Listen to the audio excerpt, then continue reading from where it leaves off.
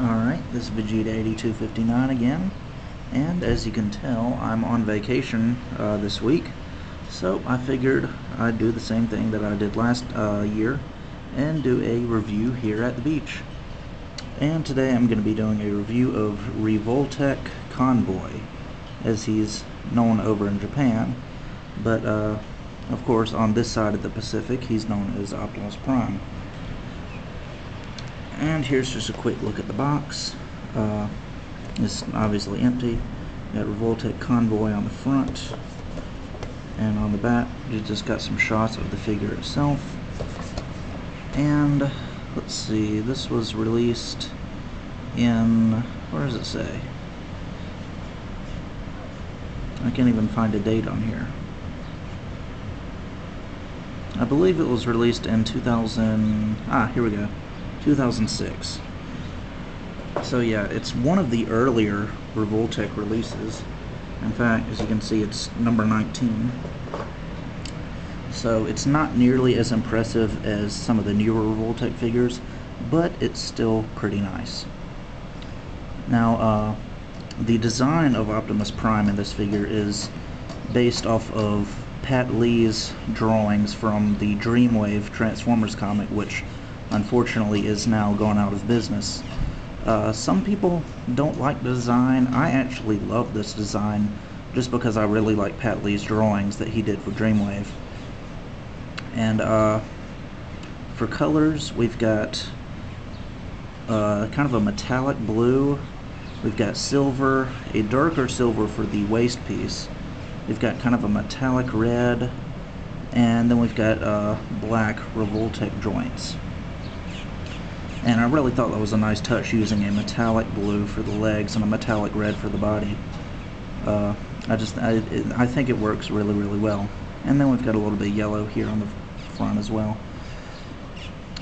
For articulation, we've got a double Revoltech joint for the neck, although the bottom one doesn't move very much. It's basically just the top one that does most of the work, but it can go forward and back, and it can rotate 360. So pretty good range of motion for the head. Although the head looks a little bit small in my opinion, but then again that's because this was based on the Dreamwave Comics version of Optimus Prime. The shoulders I'm a little bit disappointed with because they're not actually Revoltech joints. As you can see, they're just pegs, so they can't go out this way at all.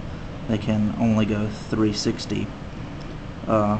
Again, that's just part of this being such an early Revoltech release, because you'll remember my Fascist Stampede review, it had Revoltech joints all over it, and there's not nearly as many on these older ones.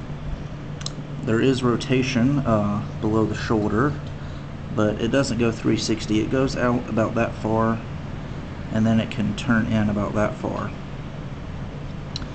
There's rotation at the elbow, so it can go 360.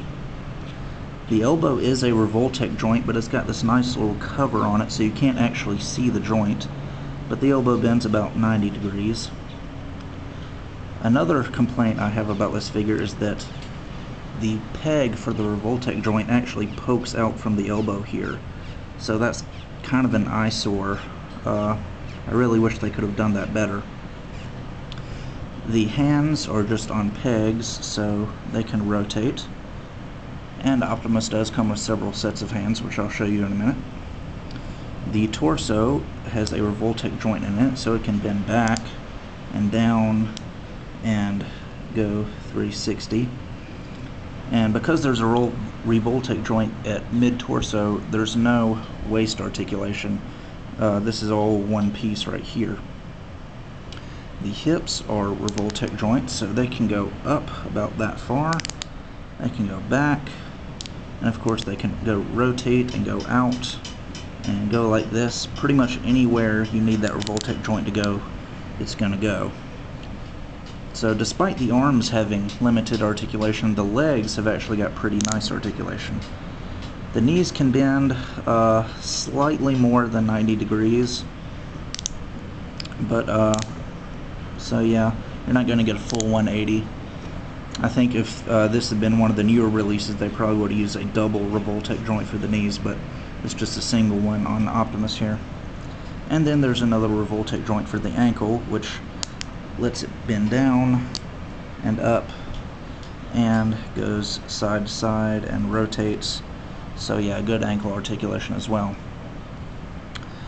And I guess that's about it for articulation. Optimus does have some accessories. We've got 3 spare hands. We've got a open hand for the left hand, and because they're on pegs, you can just pull these out and replace them like so. So you can have an outstretched hand. For the right arm, we've got a pointing finger hand. I guess, yeah, just for those dramatic super robot poses. And then, of course, it wouldn't really be Optimus Prime if he didn't have a gun. So if I can get this hand off, he also comes with a trigger finger hand. And, of course, comes with his gun. I was about to say beam rifle, but I tried to stop myself. Anyway, yeah, very big, bulky looking gun. Again, very accurate to the Dreamwave Comics version. But I think it definitely matches the style of the figure. And one last accessory that Optimus comes with is a small little matrix of leadership. I guess really this outstretched hand here is the only one that could really hold it, but as you can see, it doesn't really stick in, so you may have to use some sticky tack or a small piece of tape or something to get it to stay in his hand. But I guess that's about it for Revoltech Convoy, aka Optimus Prime. I think it's a pretty nice figure. The articulation is a little bit limited, as I said earlier, just because it was one of the earlier Revoltech releases. But and it does have limited accessories. Whoops. It does not come with a display stand like some of the newer Revoltech figures do. And that's another small complaint I had. The handle comes off of the gun pretty easily. You might want to glue that in place. So while it does have some small faults, like the handle on the gun, the pegs and the elbows, and the shoulder articulation, overall I think it's a pretty nice figure from a display perspective. It looks absolutely fantastic in my opinion. So if you can find it for a pretty cheap price, I would say $20, somewhere around there, this might be a figure you'd want to pick up, especially if you're a Transformers fan like I am. So with that, I guess I will see you guys next time.